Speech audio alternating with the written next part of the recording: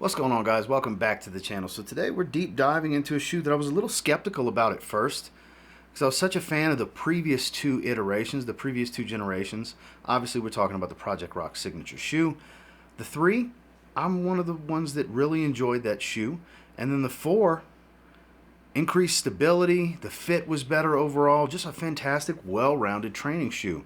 Well, now today we're talking about the Project Rock 5, and I gotta say, these have instantly, in just a few workouts, become, for my personal taste and style workout and my foot in general, I think one of the best training shoes ever made for me personally.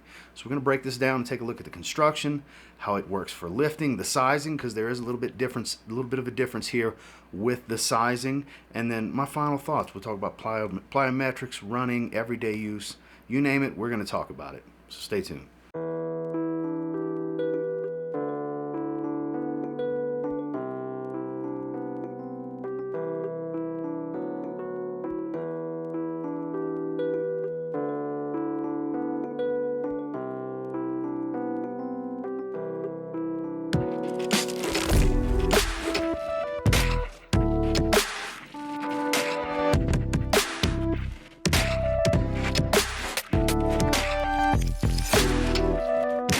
So first things first, let's take a look around the shoe, and we'll start on the bottom. They do have the tried and true tri-base outsole right here in the middle, and the lugs on the rubber are actually a bit larger than previous generations, while still maintaining a lot of flex in that forefoot. The foam carrier is very similar in design to the last generation, but here you'll see where there's split and flex in this V pattern going around the tri-base to cut out for the midsole, which then you have this large, which looks very clunky, kind of stability increase, I guess you could say, because this is a much more firm foam, even firmer than what you have here in the front. Obviously much more firm than the Hover midsole, which you can see working around the outer edges. It's actually underneath this portion.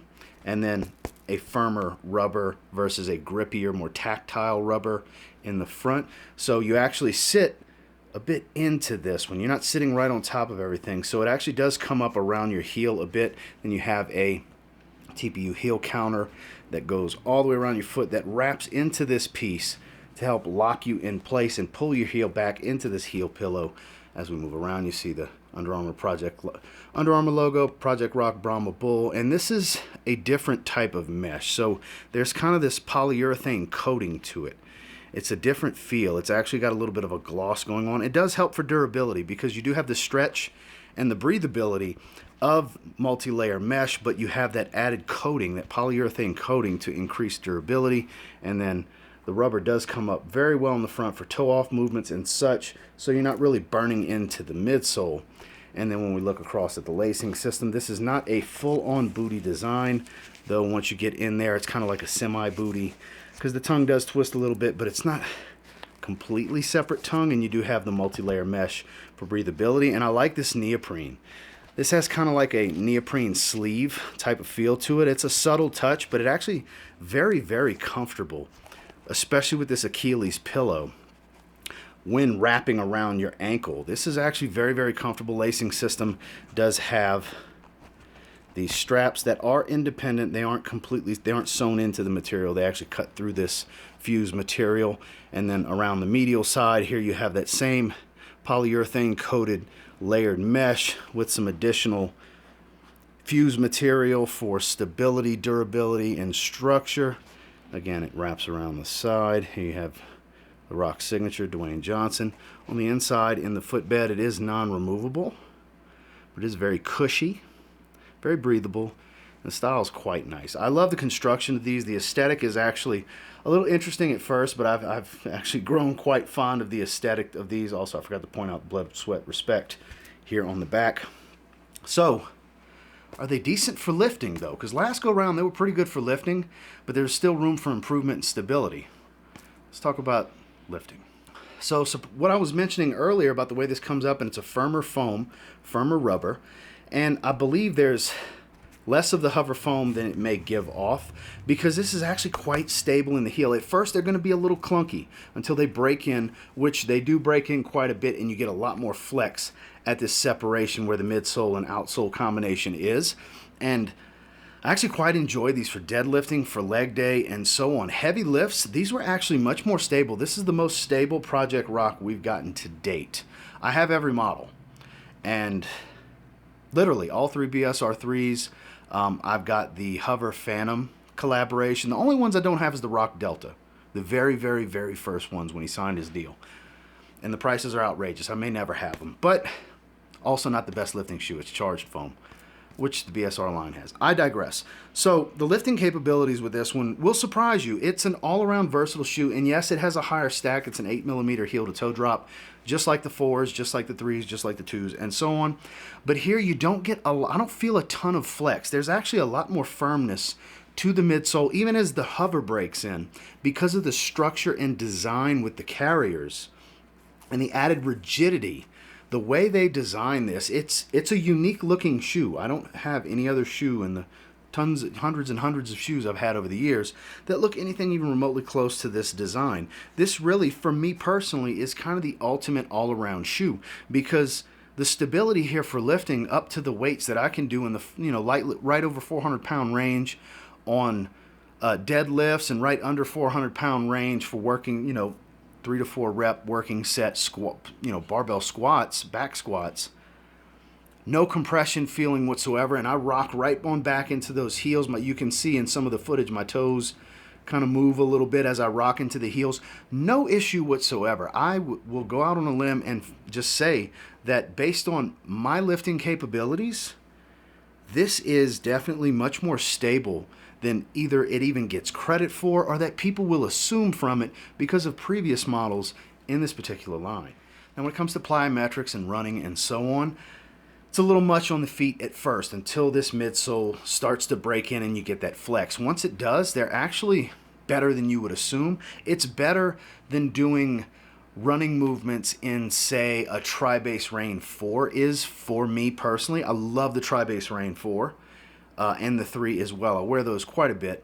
I would say they're kind of on par. Granted, that's a micro G foam midsole. It is a little bit more responsive, but I didn't lack any responsiveness here. I'm not sure how much of the hover foam is inside of this foam carrier, but it's enough.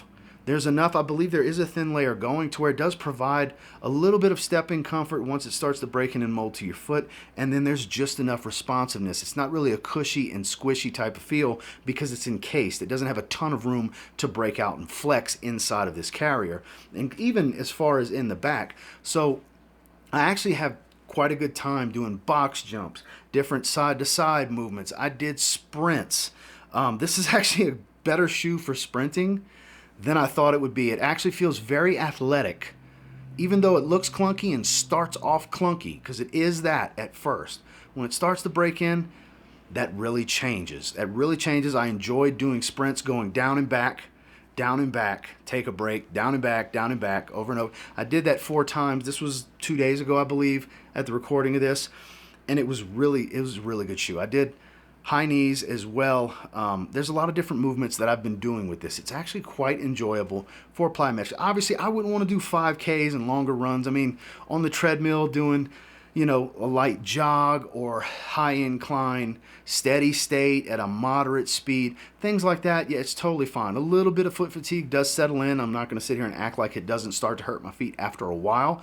So not the best. Short bursts, sprints, like I said, surprisingly athletic feeling, especially once they break in. The first day you wear them, going to be a terrible shoe for that probably because they're really clunky.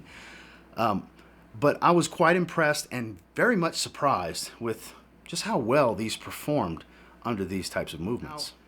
As far as casual and everyday, I kind of don't want to take them off. I'm literally wearing my house slippers right now so I could take these off so I could talk about them with you guys, because I love wearing them. On days when I wear them to train, I end up wearing them the rest of the day. The more you wear them, the better they get as they break in more and more over time. I think these are totally fine. If you don't need super cushy for all day, if you're on your feet all day, yeah, probably not the best option. But if you kind of, moderately on your feet on the go, I would say maybe half your day, these are totally fine. Now, as far as sizing, this is where it gets a little tricky. So they were a little on the snug side at first, but if you have a narrow foot, this toe box area is actually a bit wider than anticipated. So now that they've broken in a little bit, This is my true size with Under Armour, which is a men's 8.5, women's 10. And I actually have a little bit of space now. My big toe is right about here, not quite to the end, so I have a little bit of room, but I have plenty of room for toe splay because it's so wide. So wide footers are going to like this. This is actually a wider base on the interior of the shoe, not just how it looks on the exterior. It looks a little bit wider and clunky because it is a little bit wider and clunky. Not so, like I said, not so clunky after it breaks in. But it's actually quite a nice fit. I would say if you have a narrow foot like I do, like I could have afforded to go down half a size. And I love this shoe so much, I want to get the Ohana Collection colorway that just came out, or possibly the women's colorway of the Disrupt, where it's white on the front and just this portion's the blue and purple. Not sure which one I want to get yet, but I like them so much I want to get another colorway. And I may go ahead and go half a size down. So if you have narrow, on the more narrow side of feet like I do, you can afford to go half a size down from your true size, like I had to do with the Hover Rise 4, for example. I went down a half a size and they fit perfectly, especially as they broke in. They are like one of the best fitting training shoes I own now. So obviously try these on if you can. If you're just buying them from online, just know that you're fine with your true size. You will get a little bit more space in the toe box area as it starts to break in more, so be mindful of that. But if you have a slightly wider foot, you'll be okay. Stick to your true size. But narrow footers, like I said, you can afford to get away with going down half a size to get as close to a 1-to-1 fit as you can, because as they break in, of course, with any other shoe, they loosen up a bit. My final thoughts on this one is it's excellent. Like I said, I love it so much that I'm going to get another color of these. I do wear a lot of blue, so blue is usually a good base color for me to start with in the event I'm only going to get one of the shoes, one model. This is the best Project Rock to date, in my humble opinion, of course. For me, for my lifting capabilities, for the variety of workouts I do, and the length of time and volume and so on, everything that encompasses your different workouts, this is better than the 4, and I love the 4. I really do. So much so I have more than one color of the, when I like the shoe, I'll get more than one color of it. I have 2 colors of the Project Rock 4. I will have at least 2 colors of this. I can't wait to see what they do with the Project Rock 6, because the 5 was a great stability improvement on the 4. Now, do I think there's still room for improvement? Of course. One of the main things, I hope they keep this neoprene tongue. I really like the form, fit, and feel of this. There's things that I would like to see stay on the next iteration that are on this one, because they really did a fantastic job with this shoe. Not everybody's going to feel the way I do. Like I said, try them on, see how they feel on your foot. Don't completely judge them on a first try on, because they will be clunky and stiff at first. But this is a shoe that once it breaks in, it's phenomenal for pretty much every type of workout outside of doing rope climbs, because obviously you're just going to burn through some midsole. Well, that's my in-depth and full review on the Project Rock 5. Thank you guys for watching. I appreciate all of you. Make sure you like this video, subscribe to the channel, and turn on notifications so you'll be notified when I drop more videos like this. Check out some of the other content. Make sure to leave a comment down below. And until next time, I'll see you guys later. Have a good one.